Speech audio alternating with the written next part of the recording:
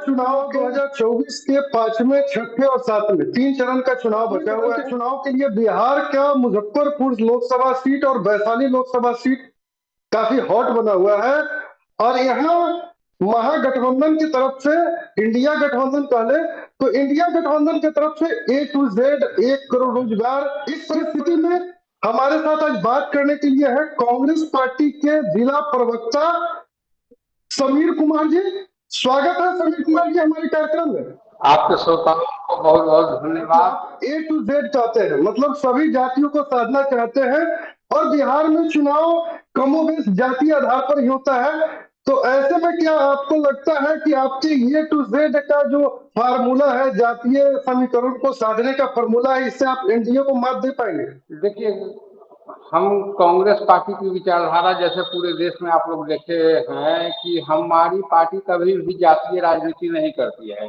ये आजादी के बाद से ही A to Z की राजनीति करती आ रही है, और इस चुनाव में भी हमारा जो 5 गारंटी दिया गया है वो A to Z जाति के लिए ही दिया गया है। ये हम लोग कोई नया फार्मूला नहीं लाए हैं, ये हमारे पार्टी का नीति ही। लेकिन बिहार में आपके गठबंधन के सबसे बड़े सहयोगी जिनसे आपको सीट लेना पड़ा बिहार के लोकसभा चुनाव में, वो तो A to Z की बात करती है, 1 करोड़ सालाना रोजगार की बात करती है। वो पार्टी कभी ना कभी, जिस पार्टी के साथ आपका गठबंधन है, उस पर जातीय कभी MY समीकरण का छाप था, आधार था। अब A to Z पर लड़ रही है, आप उसके सहयोगी हैं, फिर आप इससे इनकार कैसे करेंगे कि ये जातीय समीकरण में आप शामिल नहीं है? इंडिया गठबंधन बना है वो इसलिए बना है कि जिस तरह ये लोग समाज को तोड़ने का काम आरएसएस भाजपा कर रही है, अभी राजनीतिक दल मतलब जो भी क्षेत्रीय दल है, इस बार ये अपनी लड़ाई को मतलब ये फिर से बिखर न जाए या वोट का बिखराव न हो, इसके लिए एक सामूहिक गठबंधन तैयार किया गया है। और जिसके कारण सभी को अपने अपने, जब राजनीतिक दलों का गठबंधन होता है तो अपने अपने विचारों में कुछ समझौता करना पड़ता है, और इस समझौते के तहत एक इंडिया गठबंधन हम लोग तैयार किए हैं। और चूंकि A to Z की बात करती है तो सही है। नरेंद्र मोदी भारत के प्रधानमंत्री हैं, उन्होंने एक लाभार्थी योजना चलाया था, और मेरे पास जो उपलब्ध आंकड़े हैं, उस आंकड़ों के अनुसार भारत में 140 करोड़ की जनसंख्या में 80 करोड़ लोगों को अनाज, करीब 58% लोगों को अनाज दिया जा रहा है मुफ्त का। 2 करोड़ लोगों को करीब आयुष्मान कार्ड, 2 करोड़ लोगों को आवास, गैस, इस तरह की बहुत सारी योजनाएं, लाभार्थी योजनाएं है। ऐसे में आप अपने लिए कैसे स्थान बना पाएंगे? और यहाँ तक ये 5 किलो का हवा इसलिए उड़ गया कि इनके राज्य में इतनी महंगाई बढ़ी है कि मान लीजिए 5 किलो अनाज कौन ले रहा है, वो गरीब वर्ग ले रहा है, और उस गरीब वर्ग को खाने के सिर्फ अनाज से ही तो पेट चलने वाला है नहीं।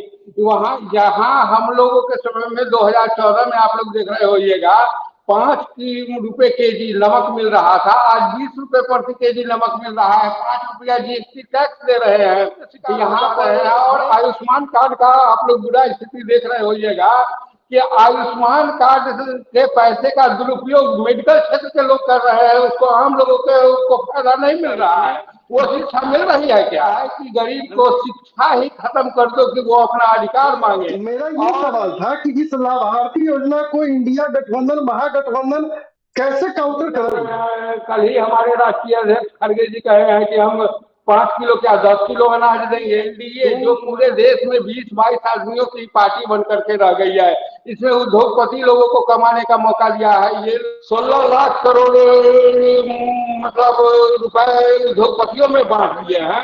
लेकिन नरेंद्र मोदी की सरकार ने चूंकि उद्योगपतियों को माफ किया तो उद्योगपति के हाथ से वो पैसा नीचे नहीं आ पाता है। जिसको हमारे नेता राहुल गांधी ने कहा है कि हम वो पैसा आम पब्लिक में बांटेंगे।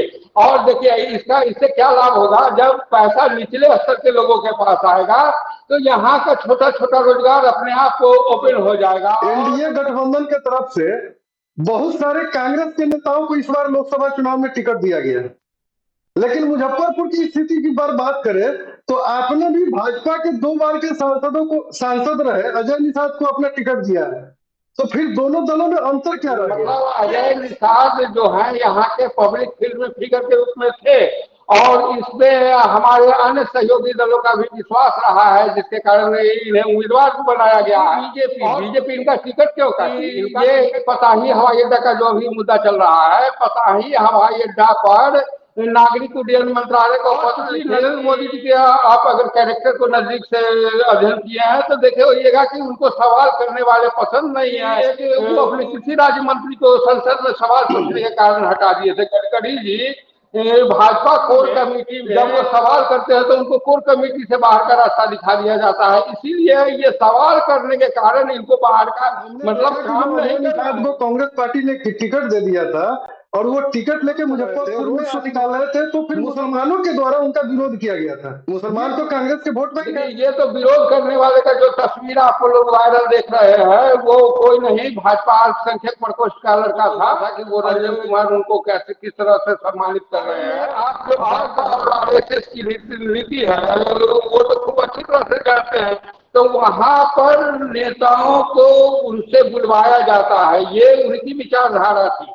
ये किसी का प्रश्न नहीं था, अगर वहां पर ऐसी भाषा नहीं बोलते तो उनको रहने ही नहीं दिया जाता, बुलवाया गया। मैंने ये आवाज जो थी बांटने वाली आवाज थी, वो भाजपा की आरएसएस की आवाज थी। आपका सीधा आरोप है कि अजय निषाद पर जो विरोध हुआ था, अजय निषाद का जो अल्पसंख्यक समुदाय के नौजवानों ने विरोध किया था, वो भारतीय जनता पार्टी द्वारा प्रायोजित था। भारतीय जनता पार्टी के जिला अध्यक्ष पर आपने सीधा सीधा आरोप लगाया है। हाँ हाँ, भारतीय जनता पार्टी के अल्पसंख्यक प्रकोष्ठ में वो लड़का है, उसका फेसबुक आईडी बताया कि वो लड़का का जो फेसबुक पे आईडी है उसमें जिला अध्यक्ष उसको सम्मानित कर रहे हैं। वैशाली को क्या देखते हैं? वैशाली हॉट सीट बना हुआ है। राजनीति में नीति होती है, व्यक्ति कुछ नहीं होता। पूरा का पूरा एनडीए भाजपा सरकार जो अभी केंद्र में देख रहे हैं मजबूत हेवीवेट सरकार देख रहे हैं, उसका 65% नेता कांग्रेस के ही थे। तो क्या मजबूत सरकार अगर केंद्र में अभी बन रही है तो कोई भी एक नेता मिलकर के कोई भी राष्ट्रीय पार्टी की नीति को नहीं बदल सकती है, ज्यादा डिस्टर्ब नहीं कर सकती है। मतलब जिस तरह से जो 3 राउंड का इलेक्शन हुआ है और पूरे भारत से जो उनका आरएसएस का अब गुजरात से जो सर्वे आ रहा है उस रिपोर्ट के आधार पर हम कह सकते हैं साउथ इंडिया में इनको देख ही रहे हैं पूरा साफ है, और नॉर्थ इंडिया में हाथ कर रहे हैं। तो ये इसका मतलब है कि हम लोगों की सरकार आ रही है, अब ये लोग जा रहे हैं, इनकी विदाई बेला अब आएगा। अब की बार फलना पार, और उसके बाद अभी जिस तरह उनका जो रिपोर्ट आया है, अब मोदी जी ये भाषण देना बंद किए हैं कि अब की बार, और आपको ये गारंटी दे रहे हैं कि हमारी अच्छी बहुमत के साथ सरकार आ रही है। मुजफ्फरपुर जिला भाजपा के द्वारा दावा किया जा रहा है कि मुजफ्फरपुर पिछले रिकॉर्ड को तोड़ेगी, क्या कहेंगे? भाजपा वाले तो 400 सीट का भी दावा कर रहे हैं, लेकिन 400 सीट लाने के लिए उनको साउथ इंडिया से भी सीट लाना होगा। मतलब महाराष्ट्र से भी सीट लाना, महाराष्ट्र में वो लोग मैक्सिमम पर थे, वो मतलब मैक्सिमम में भी प्लस करना होगा। राजस्थान में मैक्सिमम में थे, वो उनको भी प्लस करना होगा। गुजरात 26 के 26 मुजफ्फरपुर की बात करें कि मुजफ्फरपुर में भारतीय जनता पार्टी 4 लाख पिछले बार के रिकॉर्ड को तोड़ने जा रही है। वही हम कह रहे थे, ये लोग हवा बनाते हैं, हवा में बात करते हैं, और आप मीडिया रिपोर्ट में देख रहे होइएगा कि वो धीरे धीरे भाजपाई कार्यकर्ता को निष्कासित कर रहे हैं, मतलब कि वो पार्टी से निकाल रहे हैं कि ये पार्टी विरोधी काम कर रहा है। तो अब कहाँ से, मतलब एक तरफ ये लोग पार्टी विरोधी काम में कार्यकर्ता को निकाल रहे हैं और दूसरी तरफ 400 पार का नारा लगा रहे हैं, तो इसके बारे में आप समझते होइएगा, समझ सकते हैं। मुजफ्फरपुर लोकसभा में आपके पास कांग्रेस के जीत के लिए क्या आंकड़ा है? कितने से आप जीत रहे हैं? तो हम लोग ये आंकड़ा तो नहीं बताएंगे, लेकिन हम लोग एक अच्छे मार्जिन के साथ इस लोकसभा और वैशाली लोकसभा को भी जीतने का करना। वैशाली में क्या कहता है कांग्रेस का आंतरिक आंकड़ा? कितने से वैशाली जीत पाएंगे? कितने से नहीं है, हम लोगों को तो वहां पर मतलब ये लोग कहते, ये लोग जाति का हवा बनाते होंगे, कहते होंगे कि ये हमारा जाति जो है ये बीजेपी का कोर वोटर है। तो इस बार इनका कोर वोटर क्या कर रहा है, इसके बारे में आपका मीडिया लोग रिपोर्ट दे रहे हैं कि क्या कर रहा है।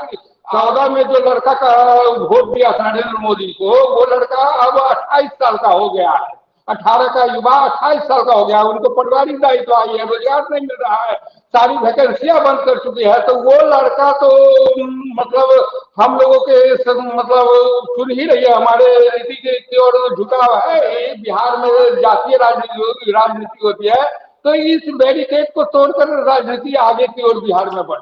बिहार में कितनी सीट की आशा रखते हैं महागठबंधन के नेता के रूप में आप? महागठबंधन के नेता के रूप में हम लोग 30 का आंकड़ा है। एक मुंगेर से तस्वीर आती है, एक वीडियो वायरल होता है जिसमें मुंगेर के कुछ राजद कार्यकर्ताओं के द्वारा कुछ अपमानजनक जाति विशेष टिप्पणी की जाती है।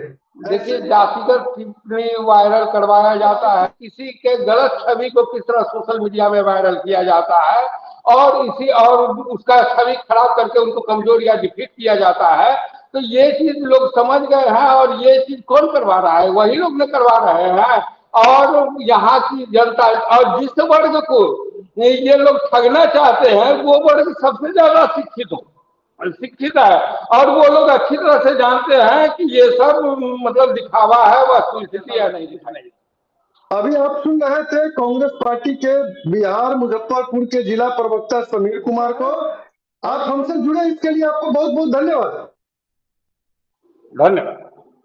हमारे चैनल पर वीडियो देखने के लिए आपका धन्यवाद। आप अगर अभी तक हमारे चैनल को सब्सक्राइब नहीं किए हैं तो कृपया सब्सक्राइब कर लें। धन्यवाद।